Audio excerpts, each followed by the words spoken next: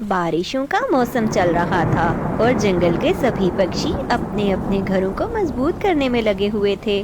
جگو چڑیا کسی کام سے جنگل سے باہر گیا ہوا تھا اور چینو چڑیا بیچاری بیمار بھی تھی اور اس کے 2 چھوٹے چھوٹے بچے بھی اس کی ذمہ داری تھے، اور چینو بیچاری بیمار ہونے کے باوجود اپنے بچوں کو بھی سنبھالتی اور ساتھ ہی ساتھ اپنے گھر کو مضبوط کرنے کے لیے تنکے بھی اکٹھا کرتی۔ ہائے جگو جی، کہاں رہ گئے ہیں آپ؟ اب آپ ہی جائیں، مجھ سے اکیلے نہیں سنبھالی جاتی یہ ساری ذمہ داریاں۔ سچ میں بہت طبیعت خراب ہے میری، ہائے اللہ، ہائے اب آ جائیں۔ اور دوسری طرف باقی پکشی بھی اپنے گھروں کو مضبوط کر رہے تھے۔ ارے او کالی، اس بار میں موٹی لکڑی لایا ہوں اپنے گھر کو بنانے کے لیے۔ پتہ ہے نا، پچھلی بار بھی برسات میں ہمارا گھر ٹوٹ گیا تھا۔ وہ تو شکر کرو کہ چینو بہن نے ہمیں اپنے گھر میں پناہ دے دی، ورنہ تو پتہ نہیں کیا ہو جاتا۔ اچھا بس بس، جب دیکھو اپنی چینو بہن کے گن گاتے رہتے ہیں۔ چلو اب جلدی کرو، جانے کب بارش آ جائے، موسم بھی بہت خراب ہو رہا ہے۔ ساتھ ہی پچھلے درخت پہ طوطا اور طوطی رہتے تھے اور انہوں نے بھی اپنے گھر کا کام ختم کر لیا تھا۔ سنیے جی، گھر کا کام تو ختم ہو گیا ہے، مگر ایک چنتا ابھی بھی باقی ہے۔ گھر میں اناج بھی ختم ہونے والا ہے، اگر بارش شروع ہو گئی تو اناج لینے جانا بہت مشکل ہو جائے گا۔ تم ٹھیک کہہ رہی ہو طوطی، ہم آج ہی جاتے ہیں اناج اکٹھا کرنے کے لیے۔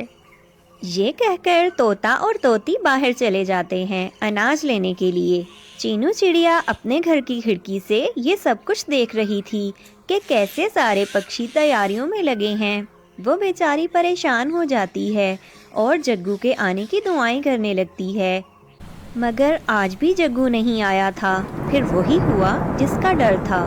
شام ہوتے ہی بارش شروع ہو گئی اور بارش بھی ایسی طوفانی تھی کہ چڑیا کے بچے ڈر گئے اور اپنی ماں کے پروں میں آ کے چھپ گئے۔ ارے میرے بچوں، ڈرو نہیں، میں ہوں نا آپ کے ساتھ۔ اور یہ آواز بھی بادلوں کے ٹکرانے کی تھی، کوئی ایسی چنتا والی بات نہیں ہے۔ پھر چینو اپنے بچوں کو کہانی سنانے لگتی ہے تاکہ بچے ڈرے نہیں۔ وہاں کالی کوی اپنے گھر میں مزے مزے کے پکوان بنا رہی تھی کیونکہ وہ بارش کو خوب انجوائے کرنا چاہتی تھی۔ یہ لیجئے گرما گرم پکوڑے، ذرا چکھ کے تو بتائیں کیسے لگے آپ کو۔ ارے واہ کالی، تم نے تو پارٹی کرا دی یار، واہ، یہ بارش اور ساتھ میں پکوڑے، مزہ آ گیا۔ طوطا اور طوطی بھی اپنے گھر میں سکون سے بیٹھے تھے۔ ارے طوطی، بہت اچھا کیا تم نے جو یاد کروا دیا کہ گھر میں اناج نہیں ہے، ورنہ تو بارش میں ہمیں بھوکے ہی رہنا پڑتا۔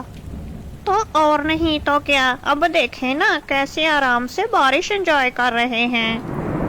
ادھر چینو بیچاری پل پل پریشانی میں گھلے جا رہی تھی کیونکہ اس کا گھر دوسرے پکشیوں کے جیسے مضبوط نہیں ہوا تھا اور بارش تھی کہ رکنے کا نام ہی نہیں لے رہی تھی۔ ساری رات بارش لگاتار ہوتی رہی، پھر چڑیا کے گھر کی چھت ٹپکنے لگی۔ ہائے اللہ، اب تو چھت بھی ٹپک رہی ہے، یا اللہ خیریت سے یہ بارش گزر جائے، اب تو مجھے ڈر لگنے لگا ہے۔ ابھی یہ باتیں چینو کی زبان پر ہی تھیں کہ اس کے گھر کی آدھی چھت اڑ گئی اور بارش کا سارا پانی اس کے گھر میں آنے لگا۔ چڑیا نے خطرے کو محسوس کر لیا اور اپنے دونوں بچوں کو ساتھ لے کے گھر سے باہر نکل گئی۔ جیسے ہی وہ نکلی، اس کا پورا گھر ہی گر گیا اور بارش کے پانی میں بہہ گیا۔ اب وہ ماں اور بچے بارش میں بھیگ رہے تھے۔ کالو یہ سارا نظارہ اپنے گھر کی کھڑکی سے دیکھ رہا تھا۔ ارے کالی، دیکھو نا، چینو بیچاری کا گھر ٹوٹ گیا ہے، چلو ہمیں ان کی مدد کرنی چاہیے۔ یاد ہے جب ہمارا گھر ٹوٹا تھا تو چینو نے ہی ہمیں اپنے گھر میں پناہ دی تھی، اور اب ہماری بھاری ہے، اس بار ہم اس کی مدد کریں گے۔ خبردار، جو آپ نے ایک قدم بھی گھر سے باہر نکالا تو کوئی ضرورت نہیں ہے وہاں جانے کی، اور اگر آپ گئے تو میں ناراض ہو کر میکے چلی جاؤں گی۔ ہاں کالو بیچارہ کالی کے ڈر کی وجہ سے چپ ہو کر بیٹھ گیا۔ چینو بارش میں بھیگتی رہی اور کسی نے بھی ان کی مدد نہ کی۔ اتنے میں جگو بھی آ جاتا ہے اور وہ بھی اپنے بچوں کو بھیگتا ہوا دیکھ کر پریشان ہو جاتا ہے۔ ارے یہ سب کیسے ہو گیا؟ اور چینو تم نے ابھی تک کسی سے مدد کیوں نہیں مانگی؟ چلو میرے ساتھ۔ جگو انہیں لے کر کالو کے دروازے پر دستک دیتا ہے۔ کالو بھیا دروازہ کھولو، ہم مصیبت میں ہیں، ہماری مدد کرو۔ کالو کوئی جواب نہیں دیتا کیونکہ کالی کوی نے اسے ڈرا کے رکھا ہوا تھا، مگر وہ دل سے راضی نہیں تھا اور اسے چینو اور جگو کے لیے برا لگ رہا تھا۔ جب کالو کے گھر سے کوئی جواب نہ آیا تو جگو بچوں کو لے کر طوطے کے گھر چلا گیا۔ وہاں بھی کافی دیر دستک دینے کے بعد جگو بیچارہ نراش ہو جاتا ہے۔ طوطا اور طوطی بھی ان کی مدد کرنے کے موڈ میں نہیں تھے، وہ بھی آرام سے اپنے گھر میں سوئے رہے۔ پھر جب کالو نے دیکھا کہ طوطے کے گھر کا دروازہ بھی نہیں کھلا تو وہ غصے میں آ گیا۔ کالی کی بچی، تمہیں اگر ناراض ہونا ہے تو ہو جاؤ، کیونکہ میں تو ان کی مدد کر کے رہوں گا۔ کتنی بے حس ہو تم! کل جب ہمیں ضرورت تھی تو کیسے چینو بہن کہتی تھی، اور آج وہ مشکل میں ہے تو کیسے آنکھیں پھیر رہی ہے۔ کالو یہ ساری باتیں کہہ کے دروازہ کھول دیتا ہے اور جگو کو آواز دیتا ہے۔ جگو بھیا، چینو بہن یہاں آ جاؤ، بہت تیز بارش ہے، بچے بیمار ہو جائیں گے۔ کالو کے گھر میں آتے ہی انہوں نے سکھ کا سانس لیا، لیکن کالی کوی ان کو دیکھ کر جل بھن رہی تھی مگر کچھ کہہ نہیں سکتی تھی۔ کالو ہی بچوں کے کھانے پینے کا بندوبست کرتا ہے۔ کالو بھیا بہت بہت شکریہ آپ کا، مجھے سمجھ میں نہیں آ رہا کہ کیسے آپ کا شکریہ ادا کروں۔ آپ بہت اچھے ہیں، ورنہ آج کل کون کسی کے کام آتا ہے۔ ارے نہیں، شکریہ کیسا؟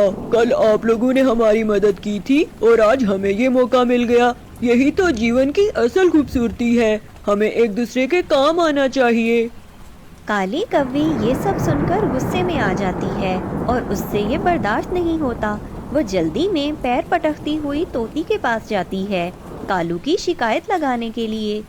حالانکہ کوے نے اسے روکا بھی مگر پھر بھی اس نے ایک نہیں سنی۔ طوطی کے گھر جاتے ہی کالی اس کو شکایتیں لگانے لگی۔ ابھی کچھ ہی دیر گزری تھی کہ اچانک سے دھڑام کی آواز آئی۔ جگو اور کالو بھاگے بھاگے باہر گئے تو طوطے کا گھر بھی بارش کی وجہ سے گر چکا تھا اور سب پکشی اس میں پھنسے ہوئے تھے، وہ بری طرح زخمی ہو چکے تھے۔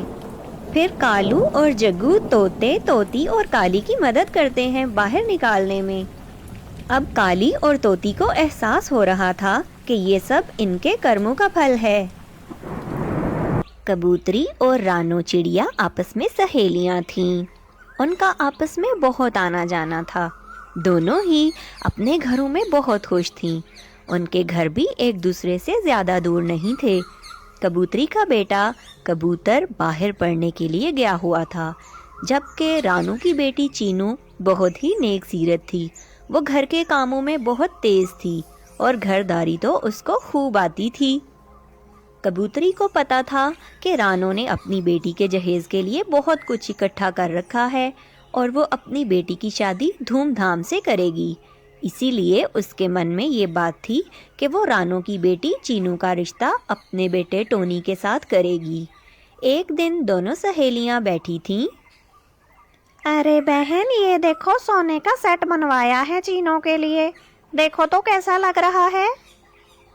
ارے باپ رے، اتنا خوبصورت سیٹ کہاں سے بنوایا تم نے؟ یہ تو واقعی بہت پیارا ہے یار، ابھی تو کچھ دن پہلے ہی تم نے 6 سونے کی چوڑیاں بنوائی تھیں اور اب یہ سیٹ؟ بھائی چینو تو بڑی بھاگیشالی ہے۔ ہاں یار، اب بس دعا کرو اللہ میری بچی کے نصیب بھی اچھے کرے اور وہ اپنے گھر میں سکھی رہے، کیونکہ پیسے اور چیزوں سے مقدر تھوڑی نہ خریدے جاتے ہیں، بس اب اچھا سا لڑکا مل جائے میری بیٹی کے لیے۔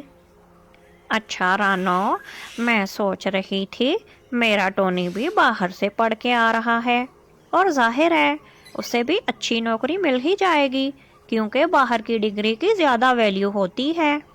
تمہاری چینو بھی بڑی ہو گئی ہے تو کیوں نہ ہم اپنے بچوں کی شادیوں کے بارے میں بھی سوچیں؟ مجھے نا تمہاری چینو اپنے ٹونی کے لیے بہت پسند ہے. ہم اب اس دوستی کو رشتہ داری میں بدل لیتے ہیں. کیا خیال ہے تمہارا؟ رانو نے کچھ ٹائم سوچنے کے لیے مانگا اور کبوتری کے جانے کے بعد چینو سے مشورہ کرنے لگی. چینو بھی بہت اچھی بیٹی تھی اور اپنی ماں کو ہی فیصلہ کرنے کا اختیار دے دیا. رانو ٹونی کے آنے کا انتظار کرنے لگتی ہے. پھر ٹونی بھی کچھ ہی دنوں میں واپس آ گیا. وہ رانو سے ملنے کے لیے آتا ہے. Oh, hello, رانو aunty. How are you? تو یہ آپ کا گھر ہے. تھوڑا چھوٹا ہے نا. میں تو باہر بہت بڑے گھر میں رہتا تھا. ارے ٹونی بیٹا آؤ نا، بیٹھ کے بات کرتے ہیں. رانو اسے بٹھاتی ہے اور اس کی خوب خاطر تواضع کرتی ہے. ٹونی کو بھی چینو پسند آ گئی تھی. پھر کچھ ہی عرصے میں ان دونوں کی شادی ہو گئی اور چینو اپنے سسرال چلی گئی. سسرال جاتے ہی چینو نے سب کچھ سنبھال لیا، کیونکہ اس کو تو پہلے ہی عادت تھی سارے کام کرنے کی. شروع میں تو سب ٹھیک چلتا رہا. کبوتری بھی چینو کا خیال رکھتی، مگر آہستہ آہستہ اس کا رویہ بھی بدلنے لگا چینو کے ساتھ. ایک دن ٹونی چینو کو باہر کھانے پہ لے کے جا رہا تھا. ماما ہم باہر جا رہے ہیں، آج ہم ڈنر باہر ہی کریں گے. کیا باہر جا رہے ہو؟ ہاں بھائی جاؤ جاؤ، اب تو ماں کو کوئی پوچھتا ہی نہیں. میں تو فالتو بندہ ہوں نا اس گھر میں. بھلا اب مجھے کیوں پوچھنے لگے تم؟ ارے نہیں ممی جی، ہمیں واپسی پہ تھوڑی دیر ہو جانی تھی، اسی لیے آپ سے نہیں پوچھا. آپ اگر ساتھ چلنا چاہتی ہیں تو آ جائیں، مجھے کوئی اعتراض نہیں. ارے چلو، بڑی آئی اعتراض کرنے والی. میں تو اپنے بیٹے سے بات کر رہی ہوں. تم کون ہوتی ہو ماں بیٹے کو دور کرنے والی؟ ممی جی آپ مجھے غلط سمجھ رہی ہیں، میں تو بس یہ کہہ رہی تھی. اچھا چینو بس بھی کرو نا، کیوں بحث کر رہی ہو ماما سے؟ چلے ماما آپ ریڈی ہو جائیں، ہم ساتھ چلیں گے. کبوتری ہمیشہ ہی ایسا کرتی. جب بھی ٹونی چینو کے لیے کچھ لے کر آتا تو وہ آگے بڑھ کر وہ چیز خود رکھ لیتی. ان دونوں کو کبھی اکیلا کہیں جانے نہیں دیتی. اور اب تو اس نے کام والی کو بھی چھٹی دے دی تھی اور گھر کے سارے کام چینو سے ہی کرواتی. اور اب تو ٹونی بھی اپنی ماں کی سائیڈ لینے لگا تھا. چینو بیچاری بہت صبر کرنے والی تھی. وہ چپ چاپ سب کچھ سہ لیتی، کبھی شکایت نہ کرتی. پھر ایک دن رانو چڑیا اپنی بچی سے ملنے آتی ہے. جب رانو چینو کے گھر پہنچی تو وہ جھاڑو لگا رہی تھی اور اس کا حلیہ بھی بہت خراب تھا. ہائے میری بچی، یہ کیا حالت بنا رکھی ہے تم نے اپنی. لگتا ہے کوئی تمہارا خیال نہیں رکھتا. میں ابھی بات کرتی ہوں کبوتری سے. ارے مما میں اپنے گھر کا ہی تو کام کر رہی تھی، اور گھر کے کام کرنا تو اچھی بات ہے نا. آپ کسی سے کوئی بات نہیں کریں گی. ابھی وہ دونوں ماں بیٹی بات کر ہی رہی تھی کہ کبوتری آواز لگاتی ہے. اریو کم بخت، کہاں مر گئی؟ اتنا وقت لگتا ہے صفائی میں. چل اب جلدی کر، یہ کپڑے تیری ماں دھوئے گی کیا؟ رانو نے اپنے کانوں سے کبوتری کی بات سن لی تو اسے بہت افسوس ہوا. کبوتری بہن، تم نے تو میری لاڈلی بیٹی کو نوکرانی ہی بنا دیا ہے. میں نے تو تمہارے بھروسے چینو کی شادی ٹونی سے کروائی تھی، مگر مجھے یہ سب دیکھ کر بہت افسوس ہوا. تم تو میری سہیلی تھی. رانو کی بات سن کر ٹونی کو غصہ آ جاتا ہے اور وہ کہتا ہے، ارے ساسو ماں، تمہاری بیٹی میں کون سے سرخاب کے پر لگے تھے؟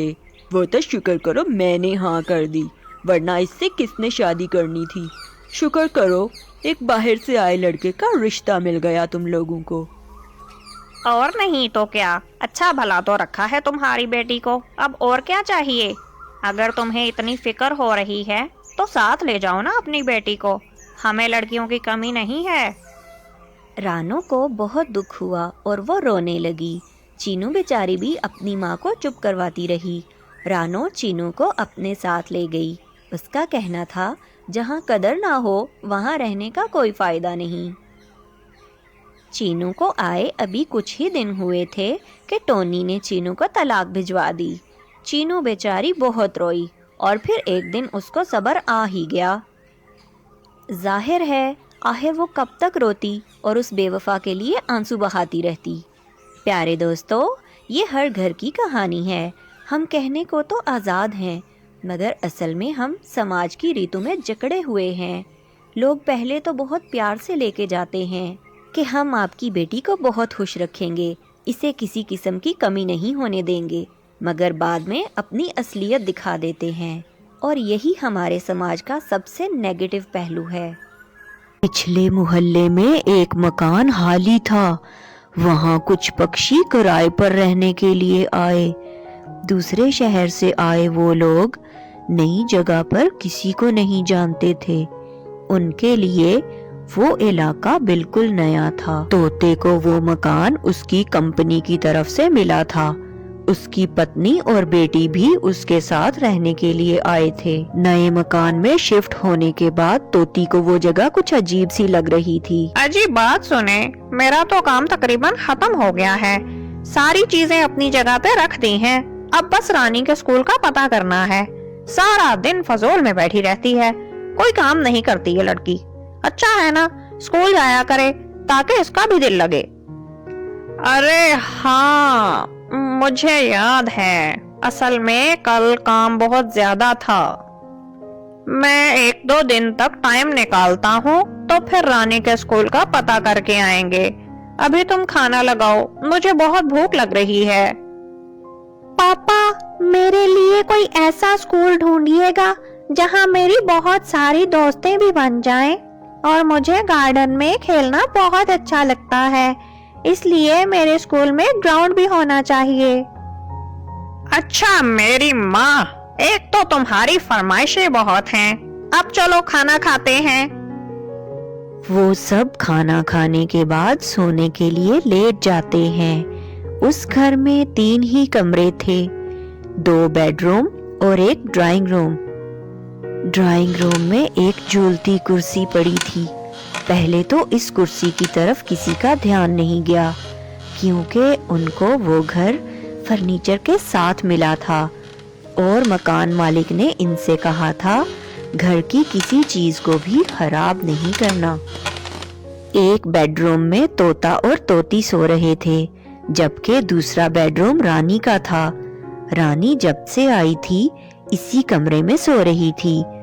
उस रात सबके सो जाने के बाद काफी देर तक जब रानी को नींद नहीं आई, तो वो उठकर घर में टहलने लगी। टहलते टहलते वो ड्राइंग रूम में पहुंच गई, जहां वो रॉकिंग चेयर रखी थी। रानी चीजों को देखते देखते उस कुर्सी पर जा बैठी और झूला झूलने लगी। अरे वाह, ये तो बड़े मजे की कुर्सी है। पहले मेरा ध्यान इसकी तरफ गया ही नहीं। इससे तो बहुत अच्छी दोस्ती हो जाएगी मेरी। झूला झूलते समय रानी को अजीब सी आवाजें आने लगी। रानी को लगा शायद वो आवाजें गली से आ रही हैं। उसने उन आवाजों की परवाह नहीं की और कुर्सी पर झूला झूलती रही। थोड़ी देर के बाद उसको लगा जैसे उसके गले में कोई बाजू डाल रहा हो। वो खौफजदा होकर एकदम से खड़ी हो गई और भागकर अपनी मम्मा के पास चली गई। मम्मा, मम्मा मुझे बचाएं, कोई मेरा पीछा कर रहा है। मैं यही आपके पास ही सोऊंगी, मुझे बहुत डर लग रहा है मम्मा। अरे अरे रानी, क्या हो गया तुम्हें? इतना क्यों घबरा रही हो? और ये तुम्हारे पंख को क्या हुआ है? यहाँ से तो खून बह रहा है। तुम भी पता नहीं क्या करती हो, आराम से तो चल ही नहीं सकती ये लड़की। अच्छा अच्छा, तुम डरो नहीं, यहाँ मेरे पास ही सो जाओ। तोती रानी को अपने पास ही सुला लेती है। रानी इतनी खौफजदा थी कि वो अपनी माँ को ठीक से कुछ बता ही नहीं सकी, और यही उसकी सबसे बड़ी गलती थी जो उसने अपनी माँ को कुछ बताया नहीं। बस तो फिर ऐसे ही था। कुर्सी पर रहने वाली चुड़ैल रोज रोज रानी को तंग करने लगी। कभी उसको नींद में डरा देती और कभी उसकी चीजें गायब कर देती। अब तो हर रोज उसके साथ ऐसा होने लगा, लेकिन रानी को कुछ समझ नहीं आ रहा था कि आखिर उसके साथ ये सब क्यों हो रहा है। پھر ایک دن اس نے اپنے پاپا کو سب بتانے کا فیصلہ کیا۔ پاپا، مجھے آپ سے کچھ بات کرنی ہے۔ وہ میں پچھلے کچھ دنوں سے محسوس کر رہی ہوں کہ یہاں کچھ ہے۔ اس گھر میں ہمارے علاوہ کوئی اور مخلوق بھی رہتی ہے۔ کیا پاگلوں والی باتیں کر رہی ہو؟ کچھ نہیں ہے، تمہارا وہم ہوگا۔ اب بھول جاؤ یہ سب اور اپنی پڑھائی پر توجہ دو۔ نہیں پاپا، میں سچ کہہ رہی ہوں، میرا یقین کریں۔ وہ جو ڈرائنگ روم میں راکنگ چیئر ہے نا، وہاں کچھ ہے۔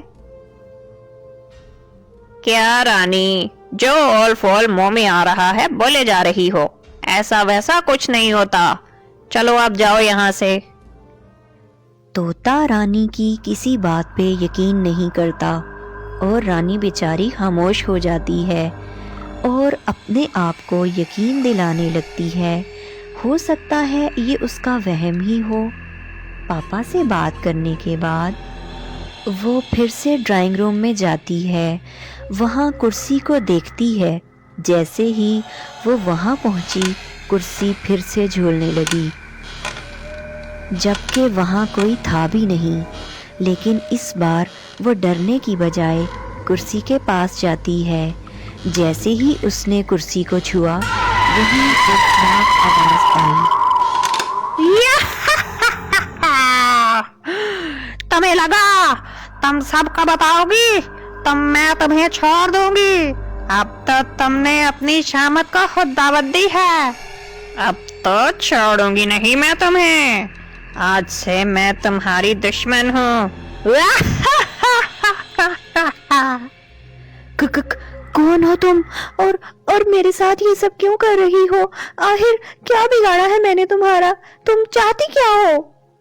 رانی نے جب اس آواز سے یہ باتیں پوچھیں تو وہاں ایک خوفناک چیخ نمودار ہوئی۔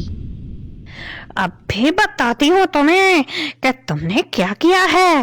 پہلے تو تم لوگوں نے میری جگہ پر قبضہ کر لیا، اور پھر سے یہ کرسی صرف کرسی نہیں ہے بلکہ یہ میرے بچے کا جھولا تھا، اور جیسے ہی تم نے یہ جھولا ہلایا میرا بچہ گر کر مر گیا، اور یہی وجہ ہے کہ میں تمہیں جان سے مار کر اپنے بچے کی موت کا بدلہ لوں گی۔ تم دیکھنا میں کیا کرتی ہوں تمہارے ساتھ۔ نہیں، مجھے معاف کر دو پلیز۔ دیکھو میں نے جان بوجھ کر کچھ بھی نہیں کیا، پلیز مجھے نقصان مت پہنچاؤ، مجھے جانے دو۔ چیل رانی کی کوئی بات نہیں سنتی اور اس پر ایک زوردار وار کر کے اس کو زخمی کر دیتی ہے۔ چیل نے رانی پر ایسا منتر پڑھا کہ وہ کرسی سے اٹھ نہیں پا رہی تھی اور نہ ہی اس کی آواز باہر تک جا رہی تھی۔ وہاں کافی دیر گزر جانے کے بعد جب طوطی کو رانی نظر نہیں آئی تو وہ اس کو ڈھونڈنے لگ جاتی ہے۔ سب جگہ دیکھنے کے بعد جب وہ ڈرائنگ روم میں آتی ہے تو رانی کو وہاں دیکھ کر اس کی چیخ نکل جاتی ہے۔ پھر جیسے ہی طوطی ڈرائنگ روم میں آئی تو رانی کرسی سے اٹھنے کے قابل ہو گئی۔ رانی، تم یہاں کیا کر رہی ہو؟ پتا بھی ہے میں تمہیں سارے گھر میں ڈھونڈ رہی تھی، اور یہ کیا ہوا تمہیں؟ تم زخمی کیسے ہو گئی؟ چلو میری بچی، میں تمہیں پٹی کر دوں۔ طوطی اپنی بیٹی کو لے کر باہر آ جاتی ہے۔ پھر جیسے ہی رانی کی طبیعت تھوڑی سنبھلی، اس نے ساری بات اپنی ماں کو بتا دی۔ رانی کی بات سن کر طوطی بھی پریشان ہو گئی۔ شام کو جب طوطا گھر آیا تو طوطی نے اسے بھی سب کچھ بتا دیا۔ ارے تو اس کا مطلب رانی سچ کہہ رہی تھی، اور میں نے اپنی بچی کی کسی بات کا یقین ہی نہیں کیا۔ اگلے ہی دن طوطا الو جوگی کو بلا کر لاتا ہے تاکہ وہ تنتر منتر کر کے اس آدما کو کہیں بھگا دے۔ الو نے جیسے ہی منتر پڑھنا شروع کیا،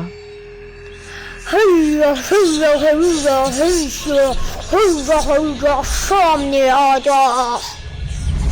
الو کے منتر پڑھنے کی وجہ سے چیل کو سب کے سامنے آنا پڑا اور وہ منتیں کرنے لگی۔